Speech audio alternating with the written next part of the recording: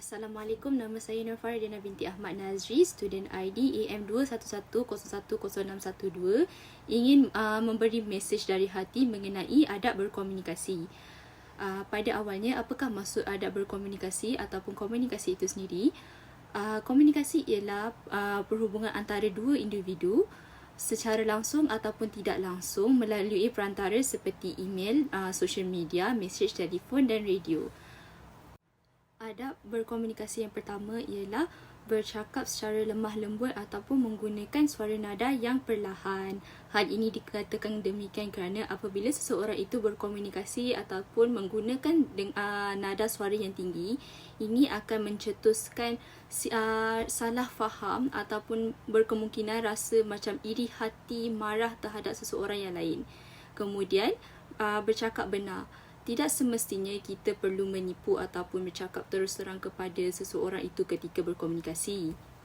Seterusnya, adab berkomunikasi mengucapkan percakapan yang baik dan berfaedah. Hal ini dikatakan demikian kerana jika seseorang itu mahukan berkomunikasi ataupun berbual ataupun bercakap dengan satu sama lain, ia boleh dikatakan kita dengan seeloknya perlu bercakap dengan percakapan yang baik, menggunakan perkataan yang sopan dan isi percakapan itu perlulah yang berfaedah seperti memberi maklumat yang penting, memberikan info-info yang penting kepada seseorang itu.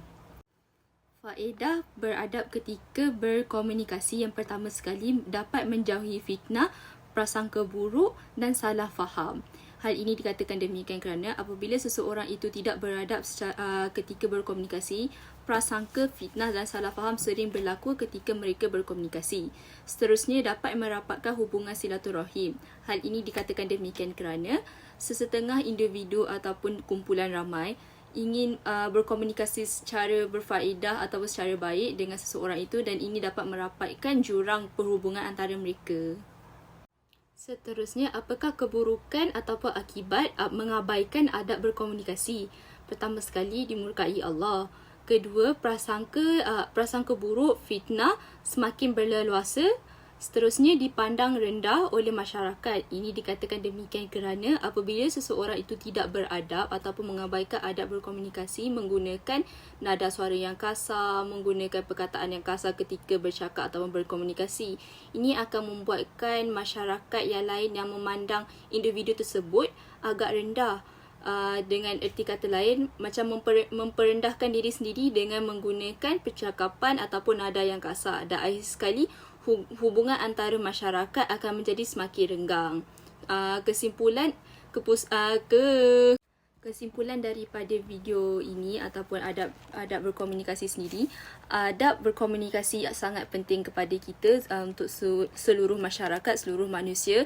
Ini dikatakan demikian kerana adab berkomunikasi ini sangat penting kerana ia mencerminkan siapa diri kita, personaliti kita. Dan itu sahaja daripada saya. Terima kasih.